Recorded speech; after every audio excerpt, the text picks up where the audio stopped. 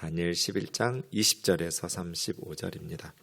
그 왕위를 이을 자가 압제자를 그 나라의 아름다운 곳으로 두루 다니게 할 것이나 그는 분노함이나 싸움이 없이 몇 날이 못되어 망할 것이요.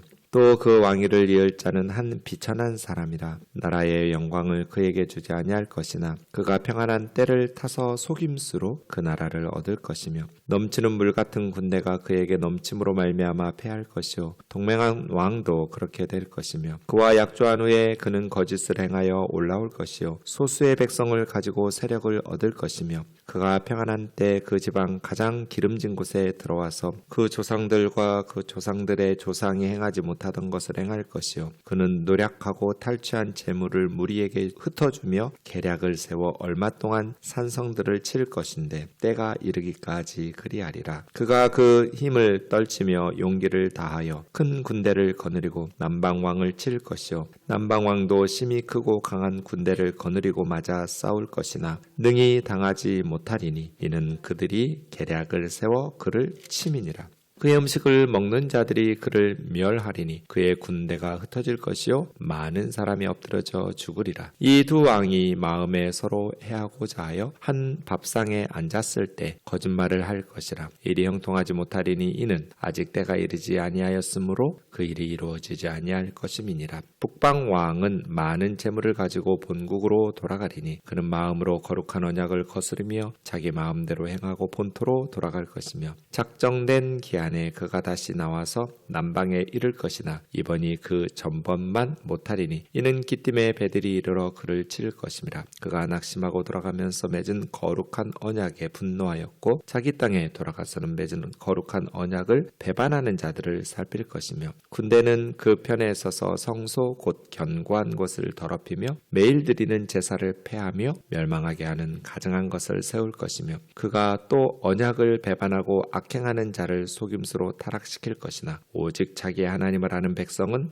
강하여 용맹을 떨치리라. 백성 중에 지혜로운 자들이 많은 사람들을 가르칠 것이나 그들이 칼날과 불꽃과 사로잡힘과 약탈을 당하여 여러 날 동안 몰락하리라. 그들이 몰락할 때 도움을 조금 얻을 것이나 많은 사람들이 속임수로 그들과 결합할 것이며 또 그들 중에 지혜로운 자 몇 사람이 몰락하여 무리 중에서 연단을 받아 정결하게 되며 희게 되어 마지막 때까지 이르게 하리니 이는 아직 정한 기한이 남았음이니라. 아멘. 앗바바헬로 중에서 헬라 그리스 제국이 이제 로마에게 넘어가기 전 상황입니다. 헬라의 한 탁월한 왕 알렉산더가 죽고 그의 아들에게 자손에게 나라가 넘어가지 못하고 신하들에게 네 부분으로 나뉘어져 있고 그 중에서 이집트를 다스리고 있는 프톨레미 왕조 그리고 시리아 수리아를 다스리고 있는 셀류커스 왕조 두 왕조 간에 때로는 혼인을 하기도 하고 때로는 전쟁을 하기도 하면서 세계 패권을 가지려고 하는 이제 그 둘 사이에 이스라엘이 끼어 있는데 처음에는 프톨레미 왕조 애굽을 다스리던 프톨레미 왕조가 이스라엘을 지배하고 있다가 나중에는 시리아 북쪽 왕을 다스리는 시리아의 왕조 셀류커스 왕조가 이스라엘을 빼앗게 되는 프톨레미로부터 그러한 상황입니다. 근데 이 모든 11장에 앞에 나오는 역사는 사실 오늘 본문에 나오는 한 비천한 왕으로 시작된 안티오커스 4세 에피파네스라고 부르는 이 사람을 위한 어찌 보면 그냥 에피파네스에게로 집중해서 설명하는데 과정 에피파네스를 등장시키기 위한 과정 설명이라고 말할 수 있습니다. 그 에피파네스 안티오커스 4세의 아버지 안티오커스 3세 이야기부터 해야 되는데 바로 20절에 나오는 왕위를 이을 자가 했던 이 내용이 20절 먼저 좀 보고요. 그 왕위를 이을 자는 안티오커스 3세의 왕위를 이을 자인데 사실은 왕위를 이을 자가 있었고 그 다음에 21절에 그 왕위를 이을 자는 한 비천한 사람이 이게 20절에 한 사람 21절에 한 사람인데요. 둘 다 안티오커스 3세의 아들이에요. 20절에 나오는 안티오커스 3세 아버지를 이어서 왕이 된 사람은 셀류커스 4세라는 아들이에요. 그때 이 셀류커스 4세가 나라의 아름다운 곳으로 압제자를 두루 다니게 하면서 분노함이나 싸움 없이 몇 날이 못되어 망할 것이요. 그 다음에 새로운 한 비천한 사람이 왕위를 이어서, 이게 무슨 말이냐면 그 앞에부터 좀 봐야 돼요. 17절부터 좀 볼게요. 안티오커스 3세가, 셀류커스 왕조예요. 시리아의 왕 안티오커스 3세가 결심하고 전국의 힘을 다하여 이렇게 화친할 것이요 여자의 딸을 그에게 주어, 그러니까 공주를 프톨레미 5세에게 주거든요. 애굽에게. 이게 이제 클레오파트라라는 공주인데, 사실은 클레오파트라는 우리가 알고 있는 그 클레오파트라는 아니에요. 우리가 알고 있는 클레오파트라는 훨씬 후대 사람이에요. 클레오파트라 7세가 유명한 클레오파트라고요. 여기는 이집트에서 그 왕이 되는 사람은 다 그 프톨레마이오스, 프톨레미라고 부르고요.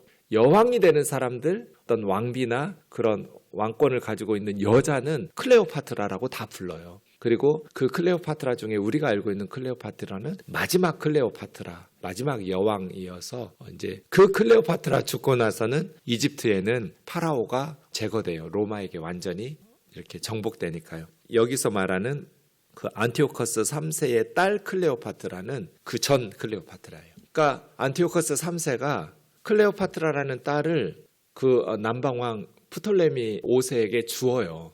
그렇게 해서 그 딸과 결혼하면서 속임수를 써가지고 애굽을 정복하려고 했다는 거예요. 근데 그 뜻대로 잘 이루어지지 않았어요. 17절이 그 말이에요. 여자의 딸을 그에게 주어 그 나라를 망하게 하려고 했지만 뜻을 이루지 못하였다는 거예요. 왜냐하면 이 클레오파트라가 자기 남편 프톨레미 5세를 너무 많이 사랑해요. 그래가지고 아버지 뜻대로 이루어지지를 않았어요. 그렇게 해가지고 안티오커스 3세가 굉장히 강력한 힘을 길러서 처음에는 이집트한테 져요. 시리아가. 그러다가 나중에 힘을 모아가지고 이기게 돼요. 여러 차례 이기게 되는데, 그러다가 이제 자기 딸을 줘가지고 완전히 이집트를 멸망시키려고 했는데 뜻을 이루지 못했어요.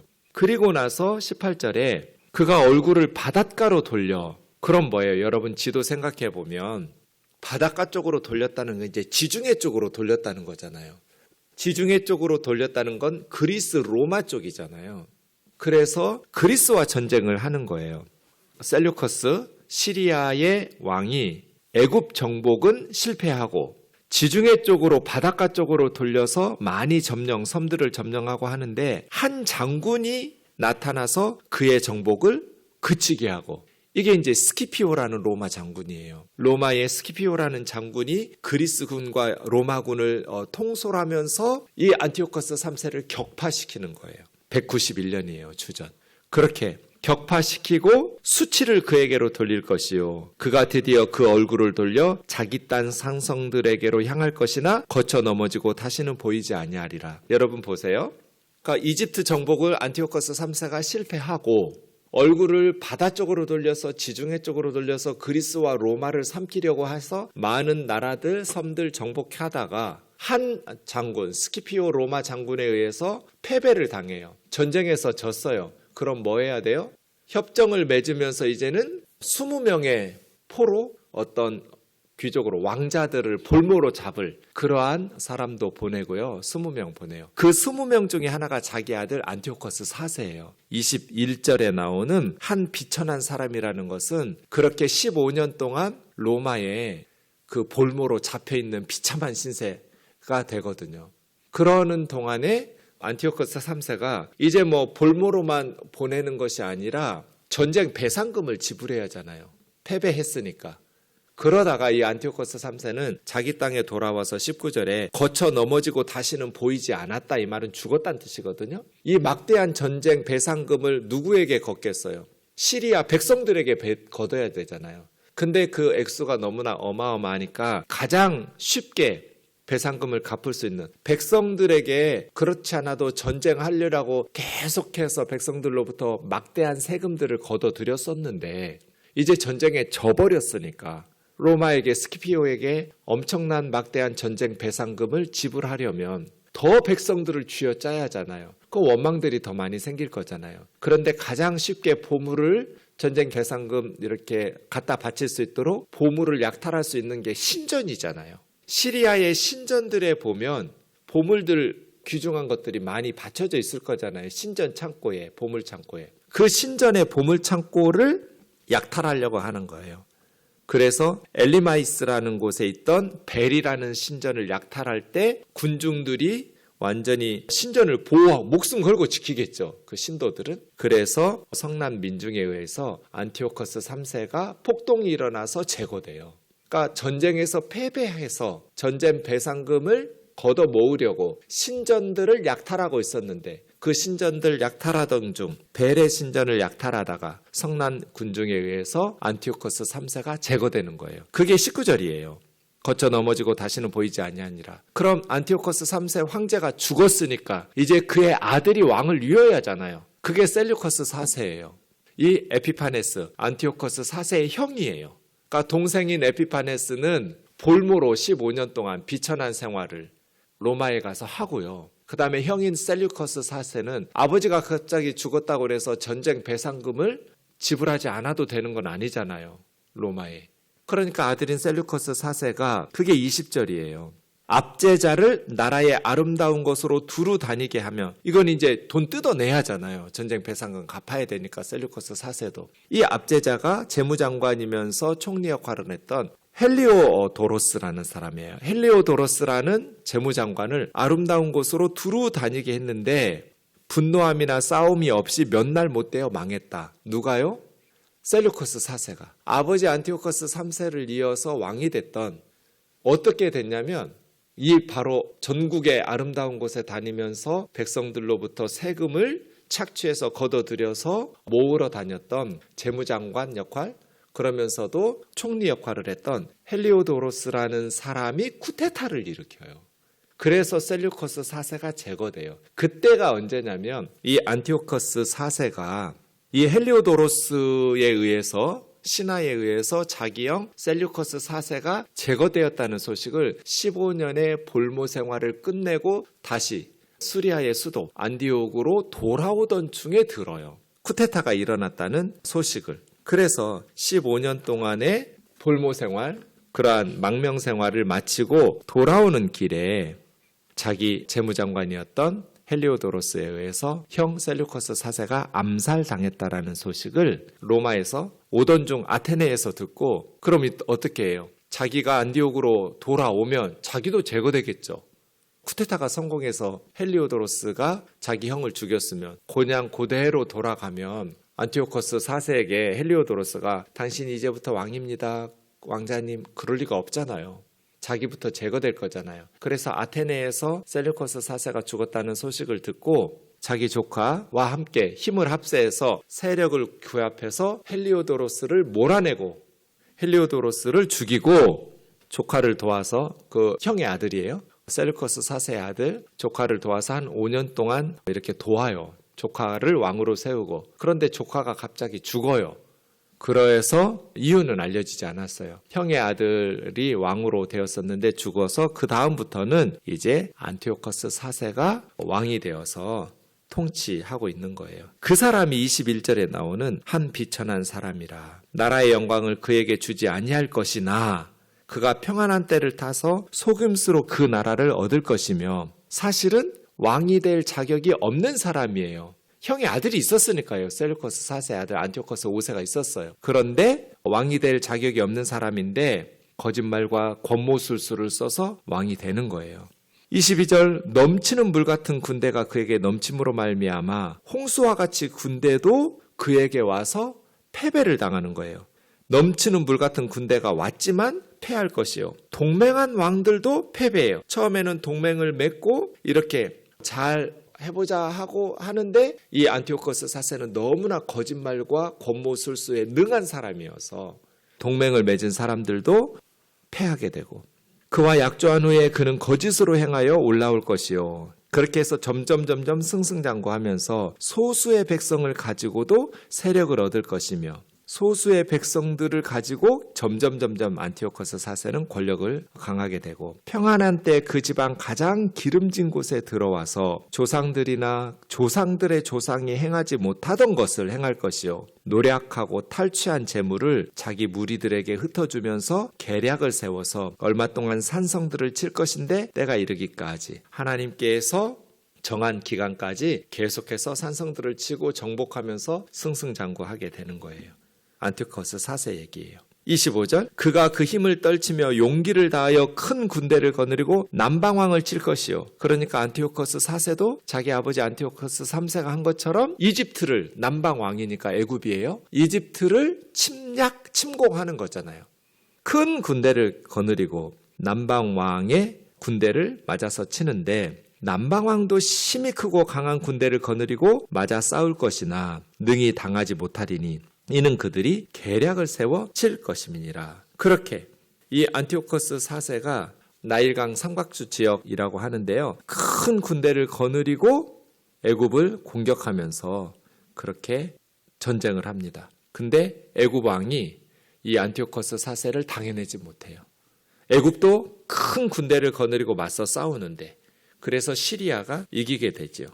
그 다음 자기의 진미를, 그의 음식을 먹는 자들이 그를 멸하리니 그 군대가 흩어질 것이요. 여기서 그의 음식을 먹는 자는 애굽 이야기입니다. 프톨레미 6세 이야기인데요. 프톨레미 6세의 음식을 먹는 자들이 그를 멸하리니 군대가 흩어지고 많은 사람이 엎드려져 애굽이 그렇게 또 쿠데타가 일어나면서 죽임을 당하게 된다는 이야기고요. 두 왕이 27절의 두 왕은 안티오코스 4세, 셀류커스 시리아의 왕하고 그 엎드려져 죽기 전에 프톨레미 6세, 애굽의 왕입니다. 두 왕이 서로 해하고자 하여 한 밥상에 앉았을 때, 그러니까 서로 그냥 한 식탁에 앉기는 하지만 서로 거짓말만 주고받다가 두 왕의 협상이 형통하지 못하리니 아직 때가 이르지 아니하였으므로 그 일이 이루어지지 아니할 것임이니라. 그 다음 이 북방 왕은 남방을 전복했잖아요. 이겼어요. 남쪽에 프톨레미 6세가 많은 군대를 가지고도 북방왕 안티오코스 4세를 이기지 못해서 전쟁은 이기고 협상도 하려고 했지만 서로 두 사람이 같은 밥상에 27절에 있는 것처럼 한 밥상에는 앉았지만 서로 거짓말만 주고받아서 어느 한쪽의 뜻을, 상대방을 서로 거짓말로 속이고 이용해 먹으려만 했지 좋게 협상하고 뭐 할 생각은 둘 다 없었어요. 아예 처음부터. 그러면서 제대로 뜻을 이루지는 못하고 많은 재물을 가지고 이제 북쪽 시리아로, 안디옥으로 자기 본국으로 돌아가더니, 돌아가는 길에 예루살렘이 있잖아요. 이스라엘이 아프리카 이집트를 정복하고 많은 재물 끌고 이제 다시 전쟁 끝나고 시리아로, 북쪽으로 자기 돌아가는 중에 본국으로 돌아가리니 마음으로 거룩한 언약을 거스르며 자기 마음대로 행하고 본토로 돌아갈 것이며, 지 마음대로 하고 가죠. 그런데 작정된 기한에 다시 나와서 남방에 이를 것이나 이번이 그 전번만 못하리니, 그러니까 지난번에 승리하고 정복한 것처럼 이제 다시 정복하려고 내려왔는데 두 번째 전쟁을 치러서는 첫 번째 전쟁에 승리한 것처럼 그러한 승리는 거두지는 못해요. 안티오코스 4세가 전번만은 못하리니 기띔의 배들을 이르러서, 이제 기띔하면 지중해 쪽이에요. 서쪽 배들, 로마 쪽, 그리스 쪽으로 향하던 그런 의미겠죠. 기띔의 배들이 이르러, 그럼 기띔의 배들, 로마의 배가 왜 이르렀겠어요? 29절에 보면 애굽을 공격했는데 전번만 승리할 수 없었어요. 왜 그랬느냐? 30절 때문이거든요. 이 공격을 당한 애굽의 프톨레미 6세가 기띔의 배들에게, 로마 군대에게 도와달라고 요청을 한 거예요. 그러니까 기띔의 배들이 로마의 군대가 도우러, 애굽을 도우러 오다 보니 이 안티오코스 4세에게는 새로운 변수가 생겼잖아요. 그래서 낙심하고 다시 돌아가는 거예요. 돌아갈 때 예루살렘과 이스라엘이 있으니까 돌아갈 때 자기가 전쟁에서 승리하려고 갔는데 갑자기 로마의 해군, 로마의 군사들이 애굽을 도우면서 자기 뜻대로 안 됐잖아요. 그래 화가 났어요. 제대로 전쟁의 승리를 치르지 못하고 예전에 거두었던 승리를 비교하면 택도 안 되게. 그래서 돌아가면서 예루살렘에 와서 화풀이하고 간 거예요. 그 화풀이하는 게 뭐냐면, 그 분노하는 곳에 자기 땅에 돌아가는데 거룩한 언약을 분노하면서 31절 그 편에 서서 성소 곧 견고한 것을, 이게 이제 예루살렘 성전을 더럽히며 매일 드리는 제사를 폐하며 멸망하는 가증한 것을 세우며, 이게 이제 제우스 신상 세우는 거예요. 예루살렘 성전에다가. 언약을 배반하고 악항하는 자를 속임수로 타락시킬 것이나 오직 자기 하나님을 아는 백성은 강하여 용맹을 떨치리라.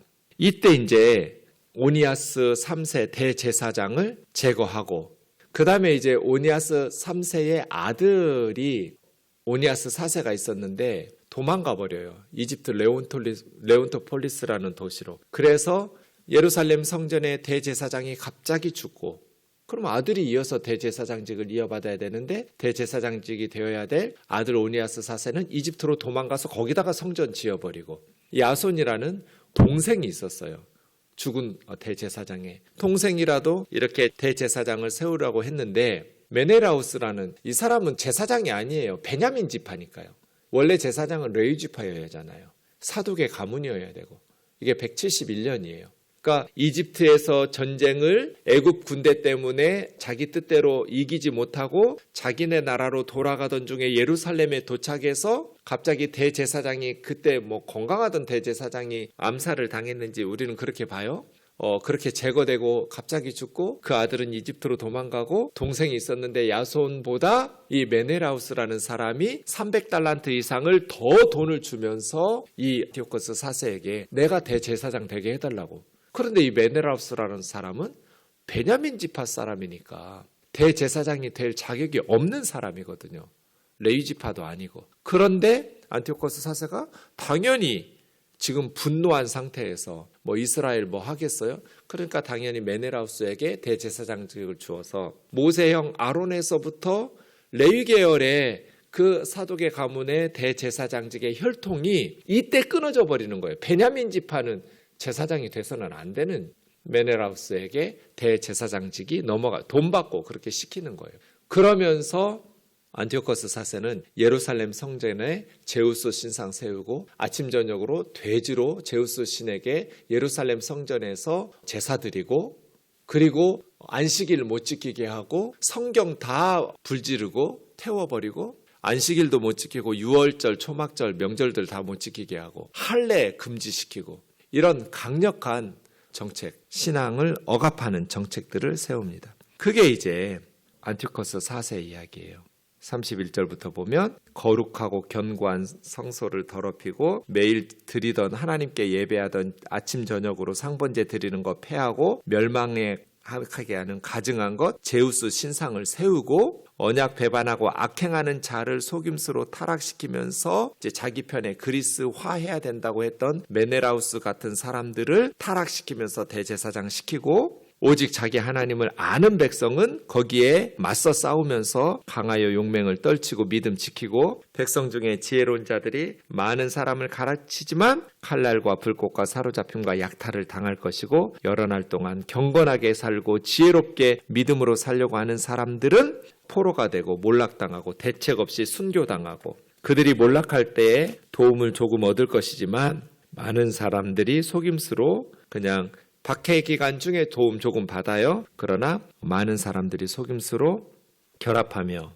언제까지? 지혜로운 자 몇 사람이 몰락하여 무리 중에서 연단을 받아 정결하게 되며 희게 되어 마지막 때까지 이르리니 정한 때가 있었습니다 하면서 만 3년 만에 마카비 왕조가 성전을 다시 되찾는 때까지, 그래서 안티오코스 4세가 몰락할 때까지, 그게 이제 주전 167년부터 12월 15일에 빼앗겼다가 164년, 만 3년 만에 12월 15일에 제우스 신상 제거하고 성전을 회복하는, 이것이 요한복음 10장에 나오는 수전절, 성전을 다시 되찾은 날이라고 말씀드렸습니다. 이어지는 36절부터 그 마지막 때, 이때는 안티오코스 4세 이야기인 것 같기도 하고 로마 시대 이야기 간 것 같은데 예수님의 재림 때까지 연결이 되어지는 그러한 환란의 때가 이어집니다. 다니엘에게 보여주고 싶었던 마지막 환상의 포커스는 이런 역사적 35개의 역사적 사건을 11장에서 언급하거든요. 그게 다 성취돼요.